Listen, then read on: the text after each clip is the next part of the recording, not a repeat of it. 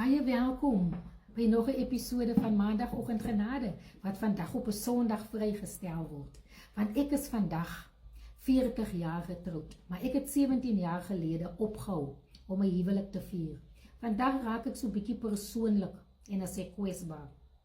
Want 17 jaar gelede, nie omdat die liefde verdwyn het nie, maar omdat my rol as vrou onherroepelik verander het, toe my man 'n massiewe beroerte gekry het. My rol van vrou wees het verander na primêre versorger en broodwinner van my huis. Ek was vir die Here baie kwaad, soveel so dat ek opgehou bid het, baie vrae gevra het en gesê het, Here, hoe kan ek in alles dankbaar wees as my probleme so hoog soos Mount Everest is en my gebede teen die dak vasbons en terugkom. Ek het in hierdie week geworstel met hierdie vers waaroor ek wil praat, wees in alles dankbaar.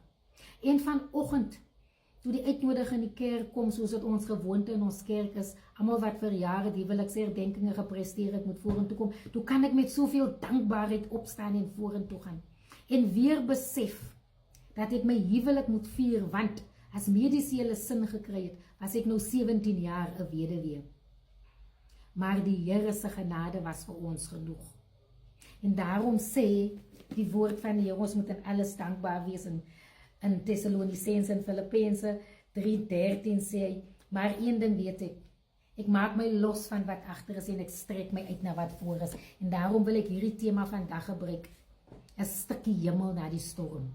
Ons is op 'n goeie plek 17 jaar later, want my stukkie hemel na die storm het gekom, en u stukkie hemel na die storm gaan ook kom. As u net in alles dankbaar bly, en sal onthou dat die Here u nooit bo u kragte sal versoek nie, want die Here weet hoeveel u kan dra.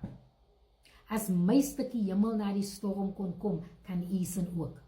3 dae na in die koma was ek meegedeel, dit is nou klaar. Op die 8ste dag in die koma was ek meegedeel, die brein het soveel skade gekry, is onomkeerbaar, hy gaan na pampoen wees. Na 15 dae het hy sy oë oopgemaak. 52 dae gevat voor hy 'n bietjie water in 'n strooitjie kon drink. 60 dae vir 'n bietjie sop en 2 maande later 'n bietjie vaste kos. Ons huis het 'n rehab-senter geword in die oggende. 8 uur 'n speech therapist, 10 o'clock 'n occupational therapist, 1 o'clock 'n physiotherapist. As ek 4000 kilos in 'n week moes ry om my werk te doen en die hek so agter my toe maak, het ek by die Here gepleit om my veilig terug te bring na my woning. En 17 jaar later staan ons nog hier. Ek kom 'n jaar gelede by die neurochirurg wat my man afgegee het. En hy vra vir my, ek het 'n probleem gehad en ek moes hom gaan sien, en hy vra, hoe het jy toe gekoop in die jare na die man se dood? Toe kon ek sê, my man leef nog. Sy genade dra ons. Jou stukkie hemel na jou storm waarin jy nou is, sal ook kom.